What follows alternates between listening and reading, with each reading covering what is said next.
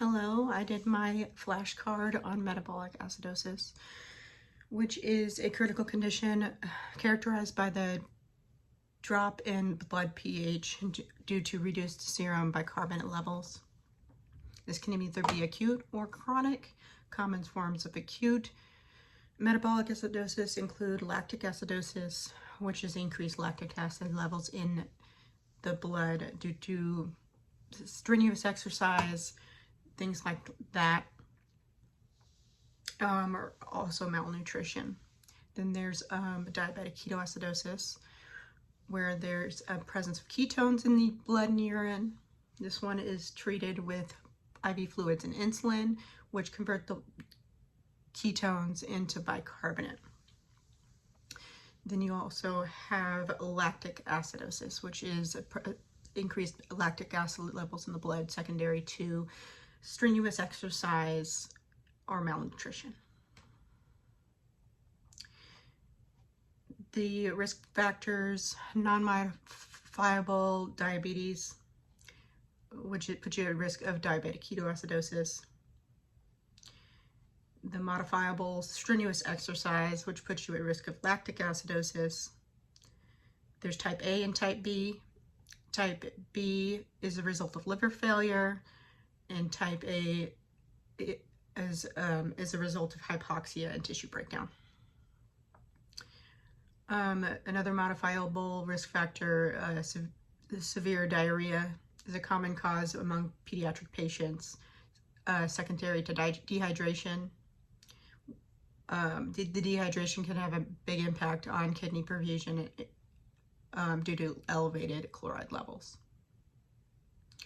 Major signs: fatigue due to lack of energy production by the cell's mitochondria, dizziness and confusion secondary to hypoxia and secondary to tachypnea, and hyperventilation.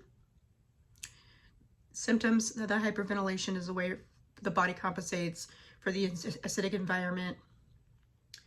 The lungs stabilize the blood pH by expelling excessive amounts of carbon dioxide, the acidic byproduct we release in exhalation. Diagnostic testing: ABGs, arterial blood gas, venous blood gas.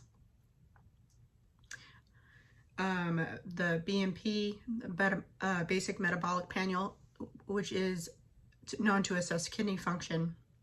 Multiple tests put together to assess your sodium and potassium levels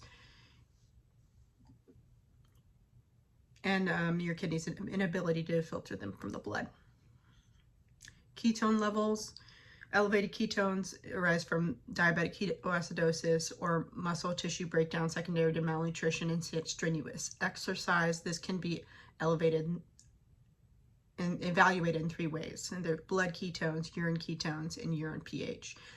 The urine pH is affected by the presence of ketones in the acidotic state. The kidneys, proximal tubules overreact, and the activity increases, accumulating free hydrogen ions in the urine, leading to the drop in the pH. However, the tubules cannot maintain this forever, which limit the continual hydrogen secretion in the acidotic states. If free hydrogen excretion is the primary mechanism for renal acid excretion. Thank you.